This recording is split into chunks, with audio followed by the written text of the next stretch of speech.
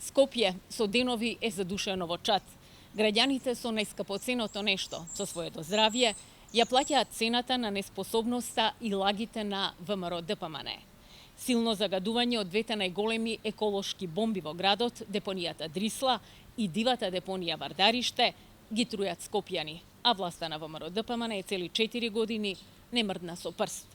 А токму пред 4 години нивните градоначалниците на ВМРО ДПМН ветуваа фабрика за селекција на отпад во Дрисла, ветуваа затворање и дислокација на Вардариште, покривање и озеленување, замислете, ветуваа и зелена зона Вардариште. Поминаа 4 години, а од ова ВМРО ДПМН и Мицкоски ништо не направија. Ги оставија депониите да го загрозуваат човековото право на здравје и на живот. Депониите трујат, власта е неспособна да го реши проблемот. Ниту гаснењето на депонијата Дрисла со денови не дава никаков резултат.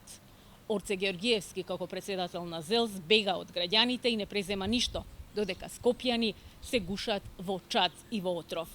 До него не допира ни револтот на граѓаните. Па со кое лице утре ќе излезе пред нив и ќе бара доверба и ќе бара глас. На скопјани не им се потребни луѓе кои се кријат, кои немаат решенија и не преземаат ништо. Ниту не преземаат итни мерки за брза санација, за заштита на здравјето, а требаат и долгорочни решенија. За еколошката катастрофа вината е кај ВМРО ДПМН и неспособните кадри и градоначалници кои доаѓаат од редовите токму на оваа партија. Председател на управниот одбор на Дрисла е Даме Димитровски, актуелен советник на премиерот Христијан Мицкоски. И тоа, замислете, тој е советник за животна средина и поранешен председател на Комисијата за животна средина на ВМРО ДПМН.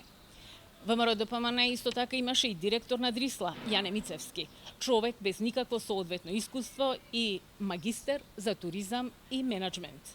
Со депонијата Вардариште познато е, со децении управуваат и градоначалници на ВМРО ДПМН. ВМРО ДПМН е елементарна непогода за Скопје. Скопјани ќе испорачаат казна на локалните избори за оваа екоцидна власт која со години ги лаже и ги труе граѓаните.